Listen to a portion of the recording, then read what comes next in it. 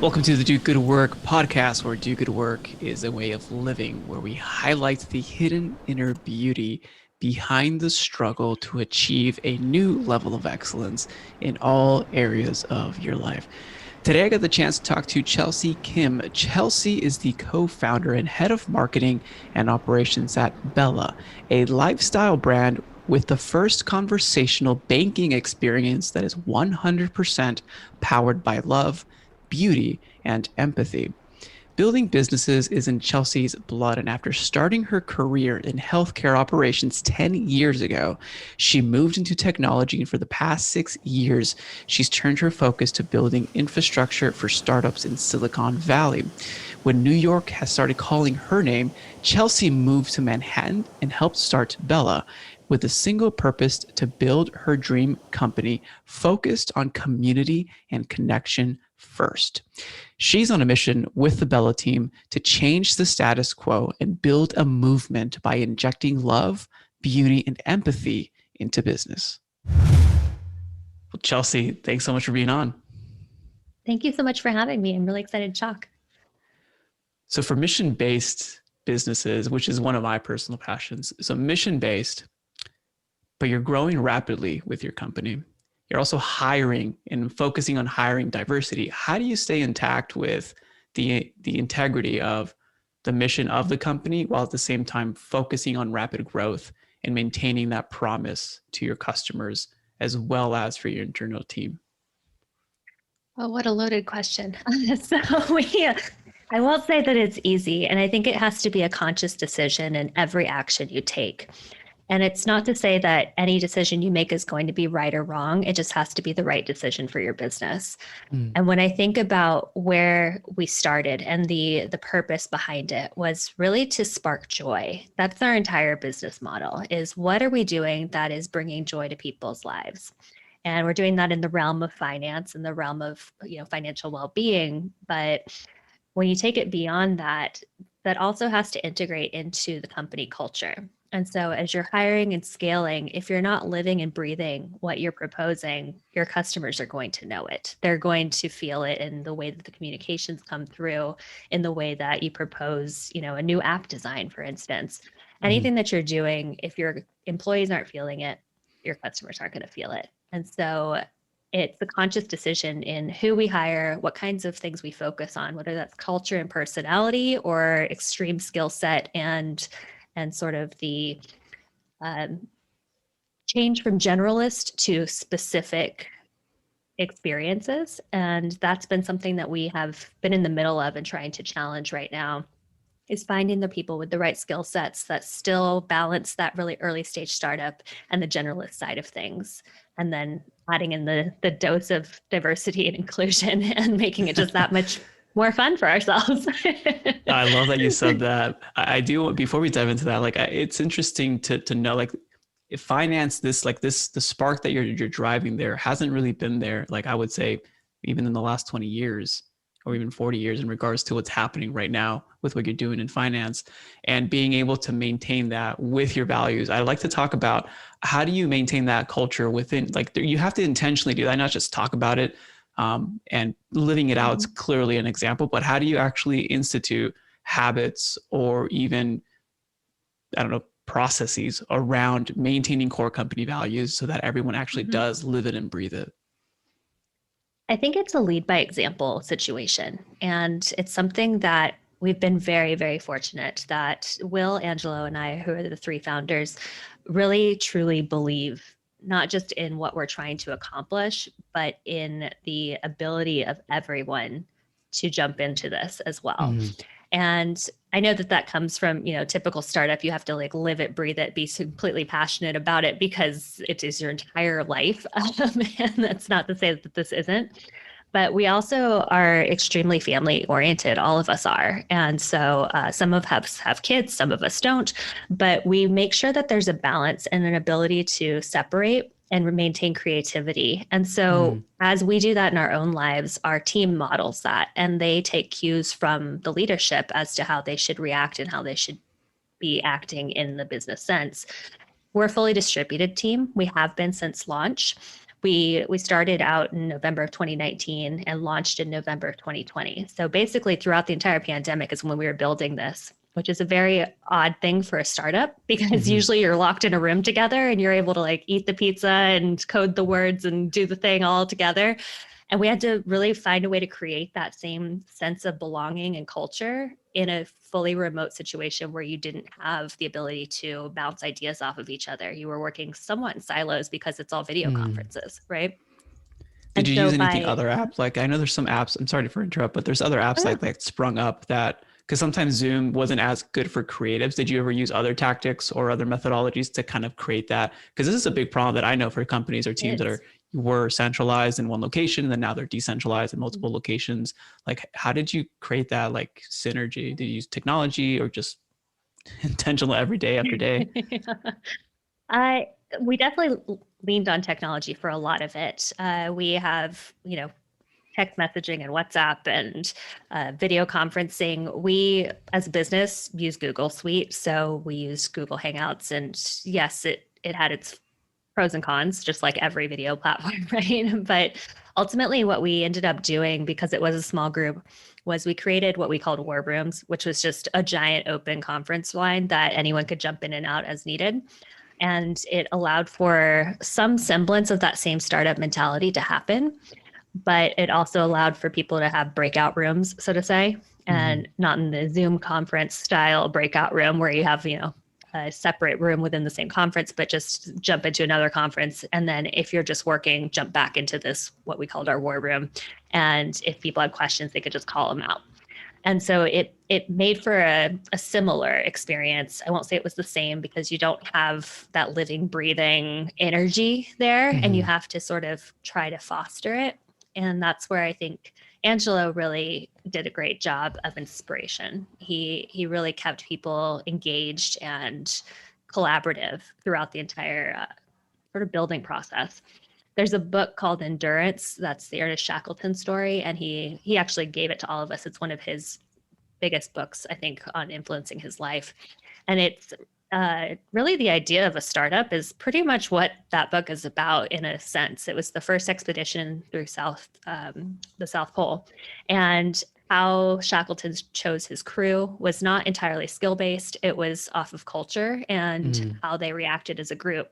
And that's really how we've built this business, is based off of building that culture and focusing on that and how those personalities fit together, how we round each other out and how we balance each other and challenge each other. And so taking all of those different pieces in, it had to create that culture even through that virtual sense, right? We had to be comfortable with each other to call each other out and to challenge and to voice opinions and do all of this to make the best product that we could and to launch as quickly as we did in the mayhem that was happening of 2020, right? And so all of those things, I think it really came down to modeled behavior and following suit. And as we brought people in, it was the company culture to do that and to speak up and use your voice. And we made sure that everyone knew that they were brought on for their knowledge and their ideas and their creativity and entrepreneurship. And so no idea was too small.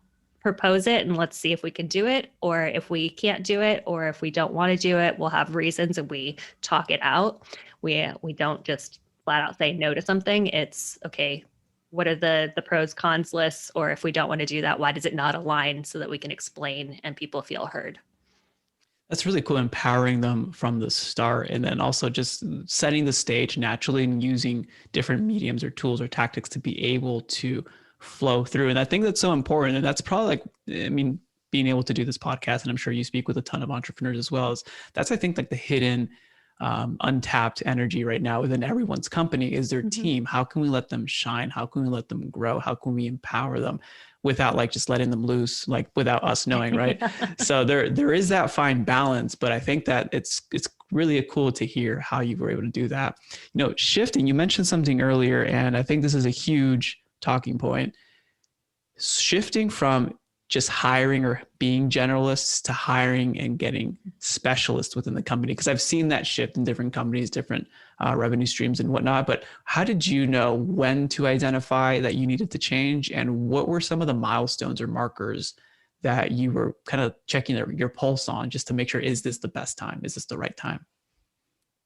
Yeah, I think it's a total gut feeling. You have to really be in tune with the business and understanding how things are growing. And for us, it was, I won't say that we did it well, but I would say that because we grew 10x what we thought we would in the time frame that we thought we would. We launched in November 2020, and we only expected really about 5,000 people to sign up to our membership in that first month. It was the last month of the year.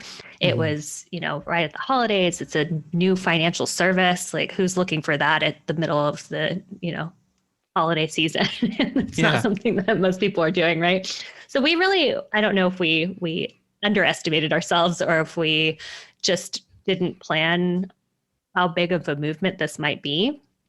But we ended up basically 3xing that in a month. And that meant that our basically 5 to 7 person team was not going to do it.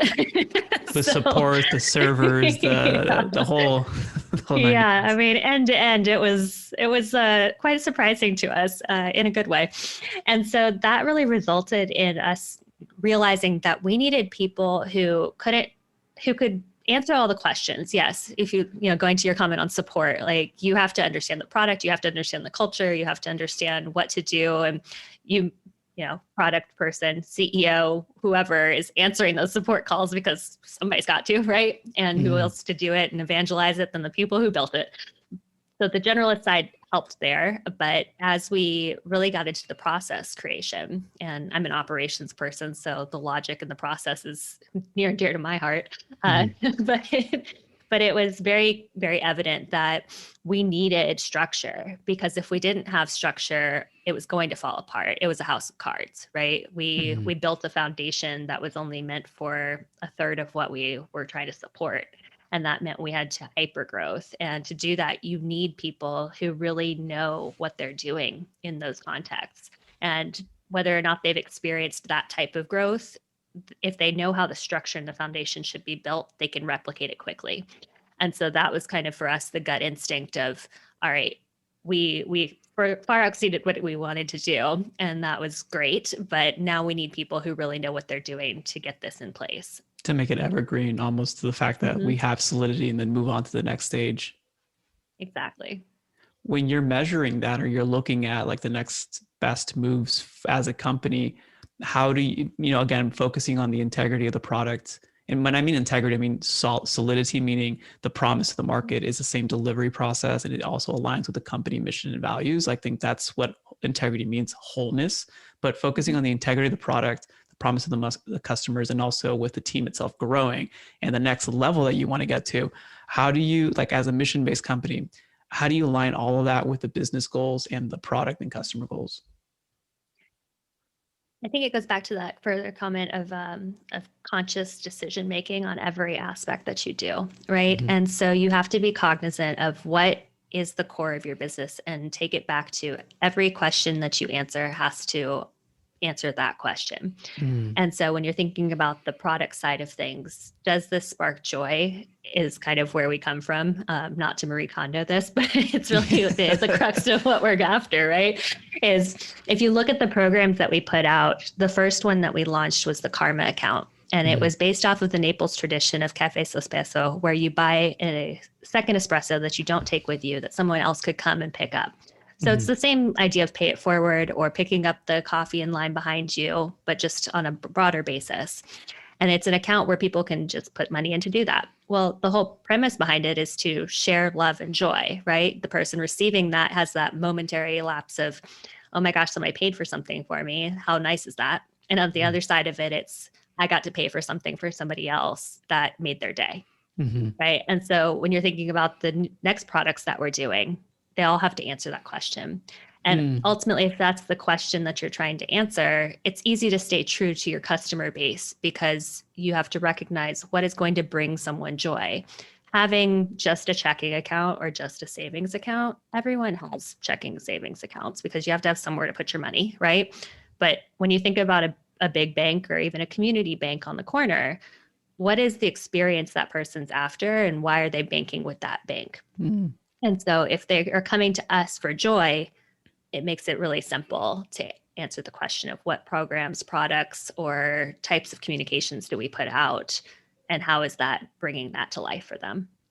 You make it sound really simple, but I love the fact that, I mean, you really do, because when you're focusing on the purpose and the mission, the next steps almost become obvious, right? But when with companies like that I know or worked or seen, like, you know, that what are the goals and are they all aligned with the actual mission? What is the actual mission? Does this initiative just support short-term or long-term goals? Like, it's being able to make that as silly, I mean, as simple as it sounds, like being able to make that discernment process of what's the next best step, aligning towards everything that you're after. Well, that's really cool. With what you're doing, what excites you the most for the future of what you're up to? Where this can go. And I say that because we have been surprised at every turn as to what our community is driving us toward Mhm. and the programs that we've been able to develop and the risks we've been able to take with those. I mean, I say risks because when you think about banking and banking services, you don't exactly think about love, tenderness, joy, beauty, all of the things that we stand for. And so just getting that off the ground and having the response that we did was a surprise to us. I mean, we knew that people out there believed in this because we did, Mhm. but we didn't know there were so many that would find us so quickly. And if Yeah, you think about how much advertising we have or haven't done, there's a lot of people that don't know about us, but the there's a lot of fact that so ground. many Yeah. have already found us is fascinating to me, and the way that they're driving toward what's important to them and helping us put that into the world and giving us that feedback unsolicited in positive ways is fantastic. And so they are really the ones that are defining where we go and what is important. And so watching what that feedback has been really intriguing, and that's what I'm most excited for as we continue developing this. The customer feedback and even being able to find other opportunities to add on top to what you're doing, right? To Exactly. accelerate that growth. Mhm. Yep. Our most recent program that'll be launching here very, very shortly within this month is we're calling it Community Initiatives. Mhm. And it's taking that karma account outside of the one-to-one interaction of members and the app and putting it into neighborhoods and communities. And that's Oh, wow. because people kept challenging us and saying, what are you guys actually doing? Okay, you have a rainbow debit card, you say you pay it forward, but like, what are you doing for the actual community? And so we said, you're right. It's not something that we haven't thought about, but it's that we didn't know how to do it. So let's create a program. And from basically January until now, 5 months, we have now vetted and keep that promise that anything that comes from us, you can trust, and found initiatives of what we call change makers. These are Mm. people that are in individual communities creating impact, and they may need $1,000 and they may need $20,000, but it's not somebody who can necessarily write a grant or get funding from a nonprofit or even is a nonprofit, but somebody who Mm. wants to effectively create positive permanent change. So now we can support them, and we're going to help our members to take it outside the app and put it into the real world by doing that. And so when I say they're driving it, it's as much them as us trying to find creative ways to work within the banking system to make that possible. And giving away money is a lot harder than you would think it is. Yeah. So, If it takes enough, just all the forms you have to fill out just to put money in someplace, yeah, giving it away is exactly. definitely. No, I love that. Chelsea, for all of our listeners, what's the best place for people to go to one, thank you for this episode, and two, learn more about you and what you're up to? Yeah, so definitely check out our website, www.bellaloves.me, and that's going to tell you about all of our community efforts, the things that we're expanding on. Our main communication channel is Instagram, so it's at bellaloves.me, and we answer all of our DMs, all of our comments personally. It's important to us to have that pulse, like I talked about, of knowing what the customers want to be able to define what we do next. So that is the best way to get in touch with anyone on our team. And then, of course, LinkedIn is always there as well. Bella Loves Me is our company page. And we post evergreen sort of brand and information around how we established this and what we were doing for the business side there. That's cool. And I'll put all those links in the show notes. And that's Bella with 2 L's for our listeners out there. Well, Chelsea, thank you so much. Thank you. It's been fun. One of the things I love the most about how Chelsea kind of created structure intuitively within her organization was the fact of focusing on culture first, the team first, and empowering them from the very start. Think about this: with, let's say, your last job or your last, entry level position. If the owner of the company told you that they want to hear from you, your job makes a difference, your thoughts and ideas make a difference, and I want to empower you to bring those to the table and see we can actually act on them, how would you feel? That's a pretty empowering position to be in.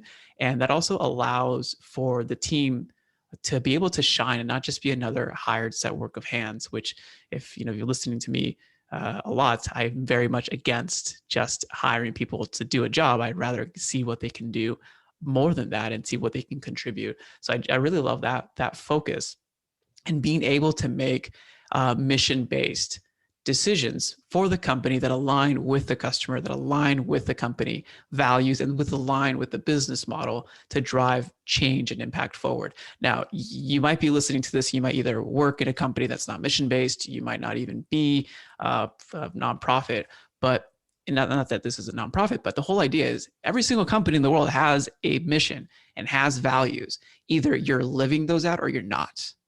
And that's, again, up to the owner, the leadership, or if you're the entrepreneur listening to this, that's up to you to really define that. Because if you don't define that, guess who's going to define that?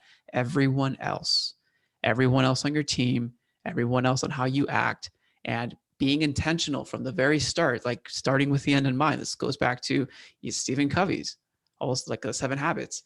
Starting with the end in mind and focusing, what is the mission and the base of this company? How am I going to define that by my actions and the way that I live? And how can I have my team mirror that in their actions? And then making sure that our customers are aligning with that, and that the change that we're facilitating, because a company facilitates change, big or small, for customers or for communities, the change that we're facilitating.